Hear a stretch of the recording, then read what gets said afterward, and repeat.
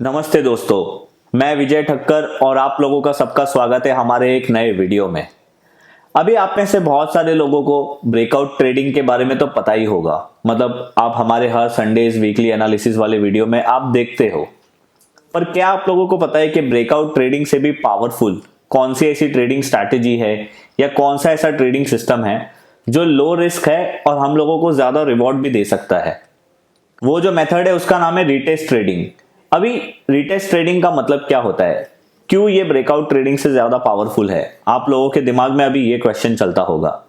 आप में से बहुत सारे लोग अगर हमारे वीकली एनालिसिस वाले वीडियो देखते हो तो आप लोगों को ऑलरेडी पता होगा, मैंने बहुत टाइम मतलब वो वीकली एनालिसिस वाले वीडियो में बोला भी है कि ये स्टॉक रिटेस्ट कर रहा है तो ये एक अच्छा बाइंग अपॉर्चुनिटी बनता है। और वहां पे मैंने बहुत टाइम मतलब शॉर्ट में रिटेस्ट ट्रेडिंग के बारे में बताया भी है। पर आज के वीडियो में मैं आप लोगों के साथ वो रिटेस्ट ट्रेडिंग के बारे में मतलब पूरे डिटेल में बताऊंगा कि क्या होता है रिटेस्ट ट्रेडिंग और एग्जैक्टली वो रिटेस्ट होने के टाइम पे हम लोगों को कौन सी चीजों पे ध्यान देना चाहिए and so on. Retest trading में क्या होता है ना, जनरली कोई भी स्टॉक एक अच्छा रेजिस्टेंस लेवल ब्रेक करता है या फिर एक कोई अच्छा सपोर्ट लेवल ब्रेक करता है और वापस से वही रेजिस्टेंस लेवल को वापस से टच करने आता है। फॉर एग्जांपल, अगर किसी स्टॉक ने रेजिस्टेंस को ब्रेक किया है तो वो फिर वो रेजिस्टेंस लेवल उसके लिए सपोर्ट बन जाता है और जब वो स्टॉक वो सपोर्ट लेवल को टच करने आता है उसी को हम लोग रिटेस्ट बोलते हैं। अगर शॉर्ट करना हो तो इसके लिए सीधा उल्टा, मतलब अगर किसी स्टॉक ने सपोर्ट लेवल को ब्रेक कर दिया और वापस से वो स्टॉक नीचे जाने के बाद वापस ऊपर आता है तो अभी वो स्टॉक के लिए वो सपोर्ट लेवल बन जाता है रेजिस्टेंस लेवल। अब जब वापस से वो स्टॉक अपने रेजिस्टेंस लेवल को टच करने आता है तभी हम लोग उसको बोलते हैं कि ये मतलब नेगेटिव साइड में रिटेस्ट हुआ है। अभी इसका डिटेल एग्जैक्टली क्या होता है एंड कैसे चलता है मैं आप लोगों को स्क्रीन पे समझाता हूँ। यहाँ पे आप एक ब्लैंक मतलब पेज देख रहे हो, यहाँ पे मैं आप लोगों को एक एक्सप्लेनेशन देने के लिए जस्ट एक चीज बताता हूँ। फॉर एग्जाम्पल समझो कोई स्टॉक है, मतलब बहुत टाइम से एक रेजिस्टेंस लेवल को फेस कर रहा है और वो रेजिस्टेंस के ऊपर वो जा नहीं रहा है। अब क्या होगा ना कि वो रेजिस्टेंस लेवल इतना हमारे लिए इंपॉर्टेंट हो जाता है कि मैं वो मतलब वो रेजिस्टेंस लेवल को मार्क ही कर देता हूँ यहाँ पे। तो समझो कि फॉर एग्जांपल ये स्टॉक के लिए अभी हमारे लिए जो नियरेस्ट रेजिस्टेंस लेवल है वो ये है।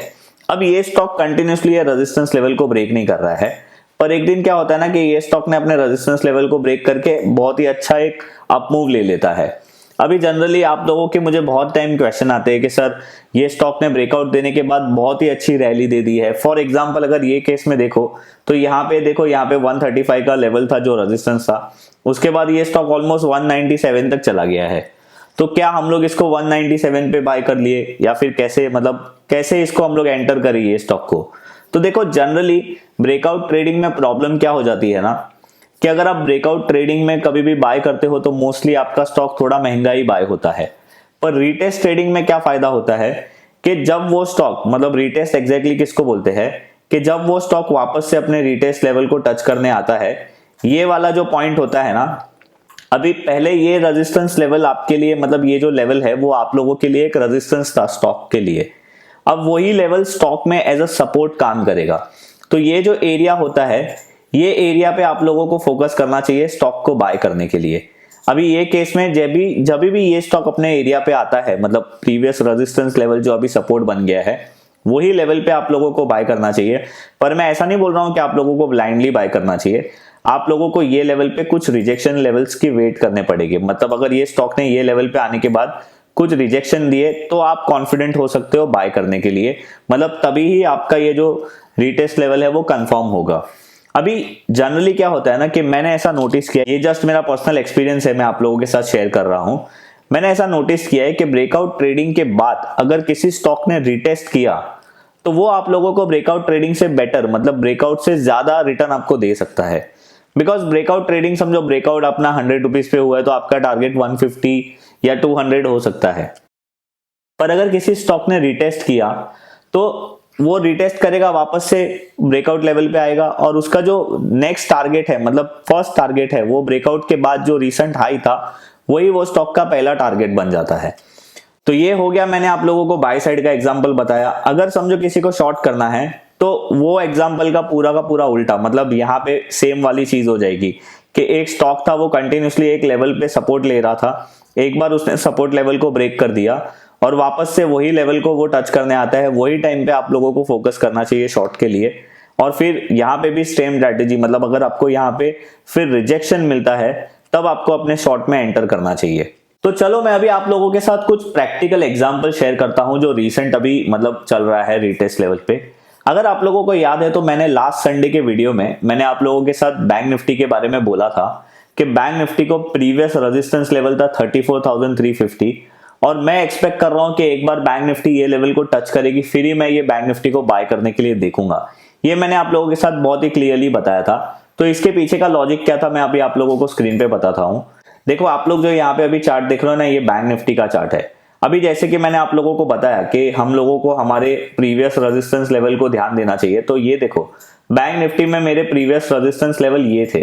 अब ये प्रीवियस रेजिस्टेंस लेवल थे तो मुझे पता है कि जब भी बैंक निफ्टी ये लेवल पे ब्रेकआउट करेगा, ऑब्वियसली आप यहाँ पे भी ट्रेड कर सकते हो, ब्रेकआउट ट्रेडिंग भी एक अच्छी ट्रेडिंग होती है। पर यहाँ पे क्या हुआ ना, जब ये बैंक निफ्टी ने ब्रेकआउट किया तो मेरा ये ट्रेड मिस हो गया।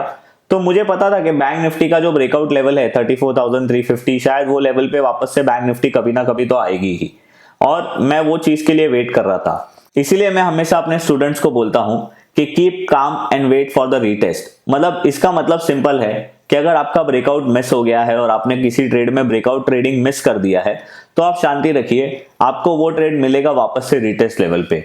और आप यहाँ पे देख सकते हो, देखो ये बैंक निफ्टी का जो मैं आप लोगों को बता रहा हूँ ये डेली टाइम फ्रेम का चार्ट है। मतलब इसने ब्रेकआउट किया था समवेयर अराउंड 24 या 23 मई के आसपास। उसके बाद वापस से ये स्टॉक ने मतलब ऑलमोस्ट एक महीने के बाद मतलब 14 जून को ये स्टॉक ने मतलब ये इंडेक्स ने रिटेस्ट किया। अभी आप यहाँ पे देख सकते हो कि ये स्टॉक ने कितना ब्यूटीफुली रिटेस्ट किया। और जैसे कि मैंने आप लोगों को बताया कि रिटेस्ट लेवल पे आना ही इंपॉर्टेंट नहीं होता है, वहां पे हम लोगों को एक रिजेक्शन भी देखना चाहिए। तो यहाँ पे आप देखो कि जैसे बैंक निफ्टी ये मतलब ये डे वो था जब ही अदानी वाला मतलब स्कैम या फिर आप बोल सको कि अदानी वाली न्यूज आई थी मार्केट में। तो यहाँ पे बैंक निफ्टी ने वो लेवल को रिटेस्ट किया और वापस से सेम डे यहाँ पे आप देख सकते हो बहुत ही क्लियरली कैंडलस्टिक के हिसाब से यहाँ पे इतना अच्छा रिजेक्शन देखने मिला है। अभी मैंने आप लोगों को बताया कि जैसे वो स्टॉक रिटेस्ट करता है या इंडेक्स रिटेस्ट करता है उसका रिसेंट हाई हमारा फर्स्ट टारगेट हो जाता है। तो बैंक निफ्टी ने जो रिटेस्ट किया वो समवेयर अराउंड 34,450 350 के आसपास किया और इसका जो फर्स्ट टारगेट हमारा बन रहा है वो 35,850 का बन रहा है। मतलब एक अच्छा आपको ट्रेड मिल जाता है, यहाँ पे आपका रिस्क कम हो जाएगा और आपने एक अच्छे ट्रेड में वापस से एंटर भी हो जाते हो। अभी जनरली क्या होता है ना कि रिटेस्ट जब भी होता है तो मार्केट खराब ही होता है, तो वो टाइम पे आप लोगों को वो चीज का टेंशन नहीं लेना चाहिए कि मार्केट और गिरेगा या फिर ये स्टॉक और गिरेगा। सिर्फ आप लोगों को अपने पैटर्न्स पे मतलब आपके जो ट्रेडिंग डिसिप्लिन है उसी को फॉलो करना चाहिए। अगर ये दिन मैंने ऐसा सोचा होता कि भाई मैं ये बैंक निफ्टी क्यों लूं, शायद ये और गिरेगा मार्केट, और ऐसे सारे सेकंड थॉट मेरे दिमाग में आते तो शायद मैं ये ट्रेड को नहीं ले पाता।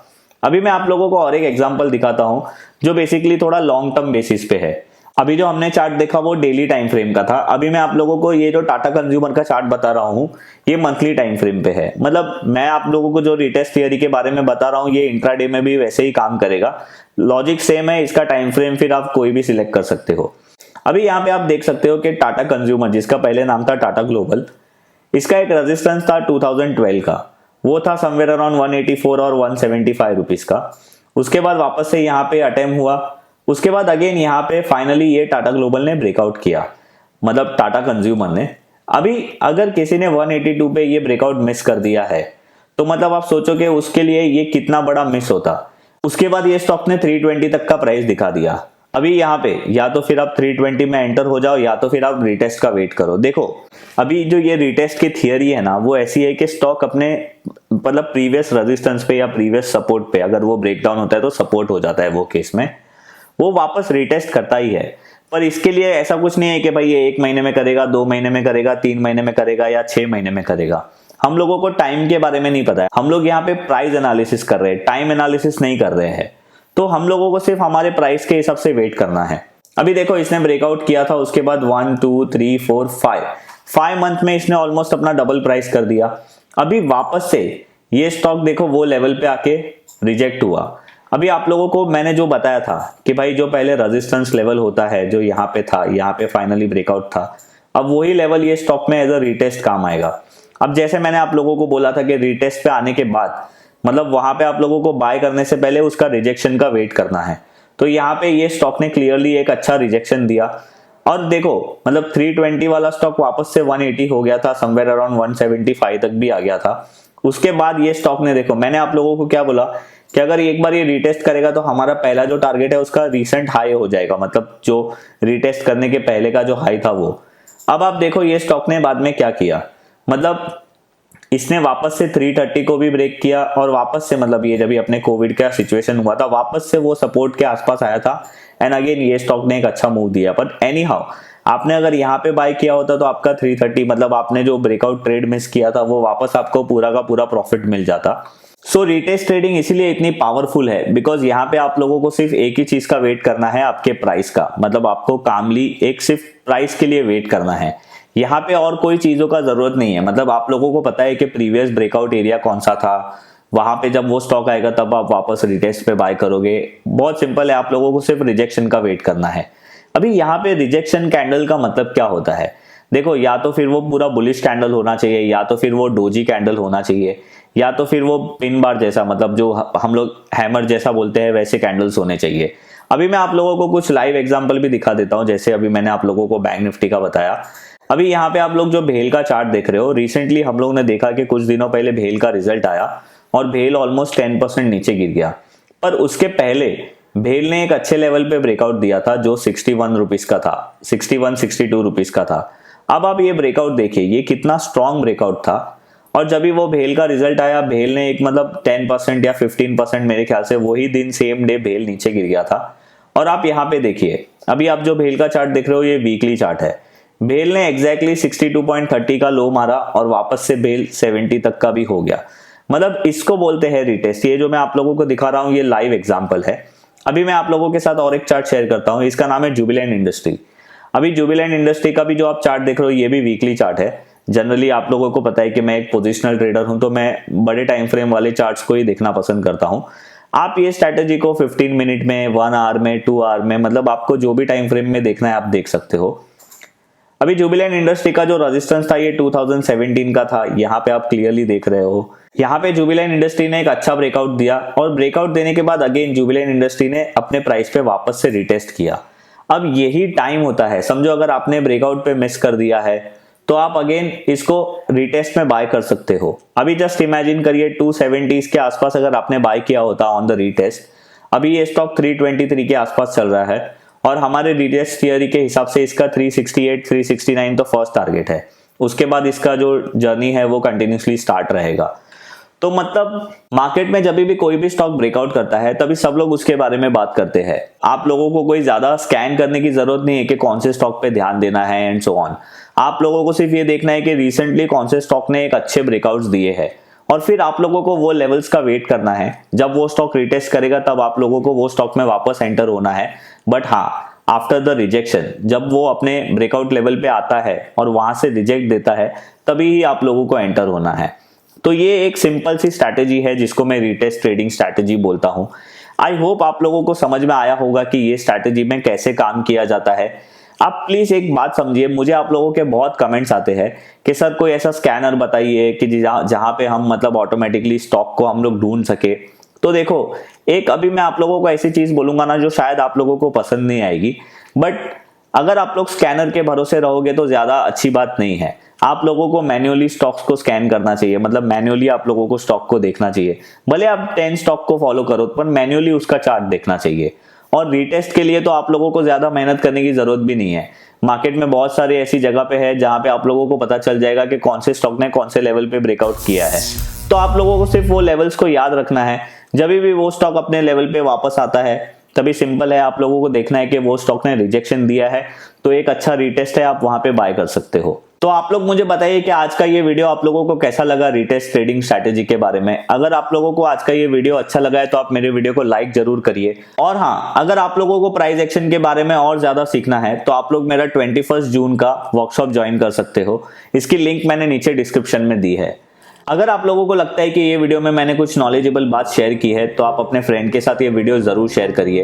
अगर आप लोग मेरे चैनल पे नए हो तो आप लोग मेरे चैनल को जरूर सब्सक्राइब करिए। मैं मिलूंगा आपके साथ कोई ऐसे ही नेक्स्ट वीडियो में, तब तक के लिए बाय बाय।